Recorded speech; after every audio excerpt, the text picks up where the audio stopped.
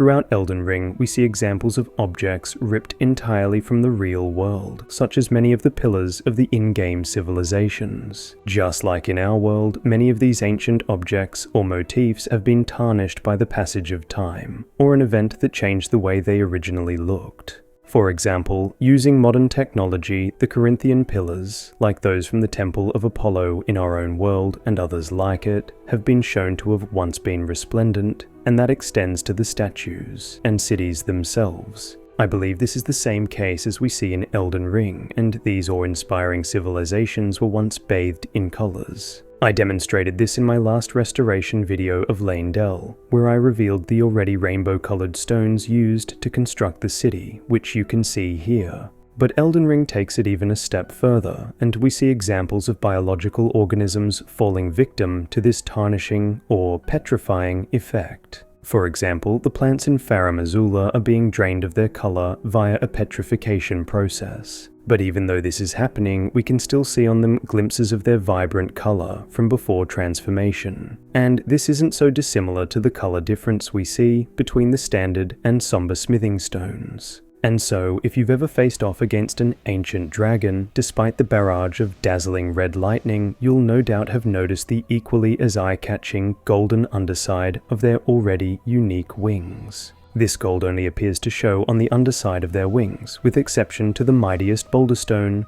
Fortissax, who displays far more of this gold. Presumably, its outer layers have been corroded by the deathblight revealing the gold underneath, much like that of the embedded ancient dragons, and Fortissax, whose presumably worn forms are revealing the gold underneath their stone scales, including the red and blue tinges to their wounds. So, why only under the wings and in wounds? It would be a stretch to assume all ancient dragons were injured under their wings specifically, so why would the gold be exposed here as it is? Perhaps like the petrified plants of FLVER, the ancient dragons were not always stone, but instead suffered this stone-scaled fate as the result of an era-changing event, like a sun-draining eclipse thus protecting under their wings, or perhaps a grand ritual to put your mortally wounded lord into a time-stopping stasis by becoming a wall of stone. And perhaps this is why Fortissax has no stone scales, and was spared of the effects of this event when it took place, instead having the deathblight grow upon it, rather than corrode away its flesh. We see other events of petrification presumably leading to the skin turning into stone, and we also see a distinct difference between the dragon smithing stones we use to upgrade our weaponry. One of them is clearly more akin to the ancient dragons as we see them, but the other is clearly gold.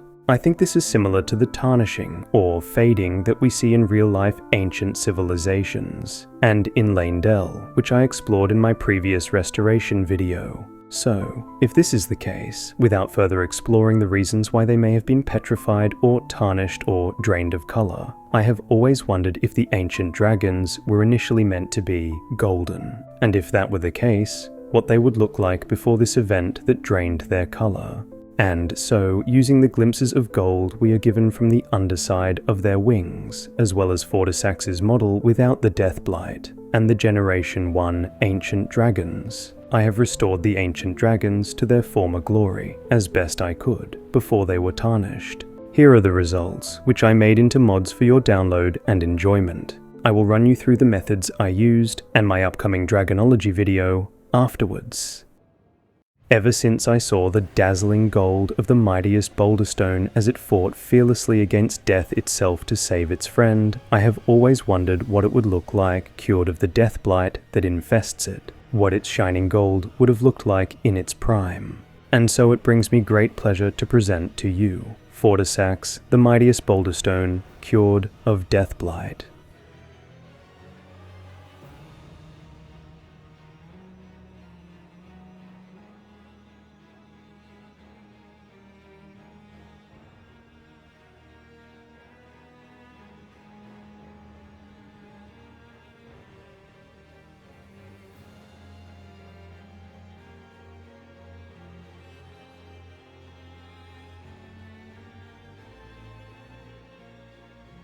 Fortissax is exactly the same as the other Generation 2 ancient dragons, model-wise. Generation 2 ancient dragons are those that came after the ones we find embedded in Farum Azula, and I will explore the many differences between them in my next video.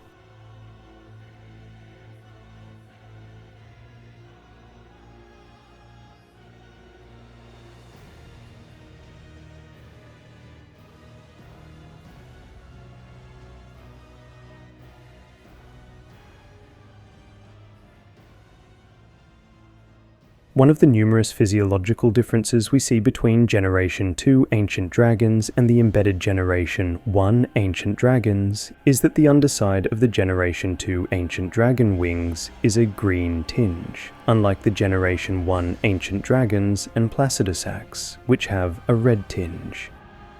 As I stated above, Fortissax has a red tinge in his wings, unlike the green tinge of the newer finger crown donning Generation 2 ancient dragons. I will delve completely into the lore in the next video, but for now I am just explaining the design difference in the colors. So without further ado, behold, the Lord of the Last Age in all his damaged golden glory. One day I will learn magics powerful enough to restore your heads.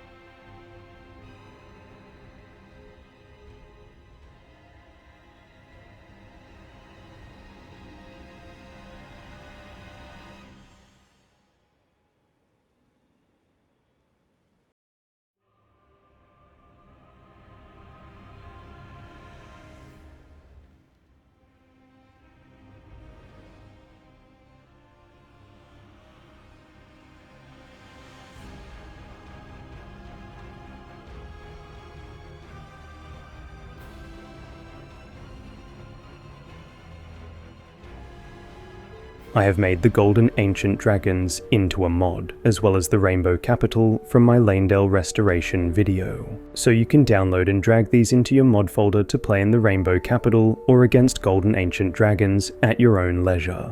These include the restorations of Fortissax, Fortissax, and all other standard model ancient dragons. These are my very first mods, so let me know how they go and I will try and fix any issues that arise, if I can. See the description for those. To make these changes I used UXM Unpacker to unpack the game files, Smithbox to identify the right textures on the models and their name code, Yabber to turn the files into folders, GIMP to edit the textures and save into a midway format, Paint.net to then save the files into the correct format, and Yabber once more to pack it up nice and neatly back into a file, which I then use Mod Engine to slip into the game files without ruining the game files themselves. To change the models themselves, such as to remove the Death Blight, I used FLVER, as I call it. All of those are in the description as well as the videos I watched to get associated with the process. If you want to see a future video on how I did this in its entirety, let me know in the comments, and I will make the most basic guide I can, as I can appreciate how bewildering it all seems.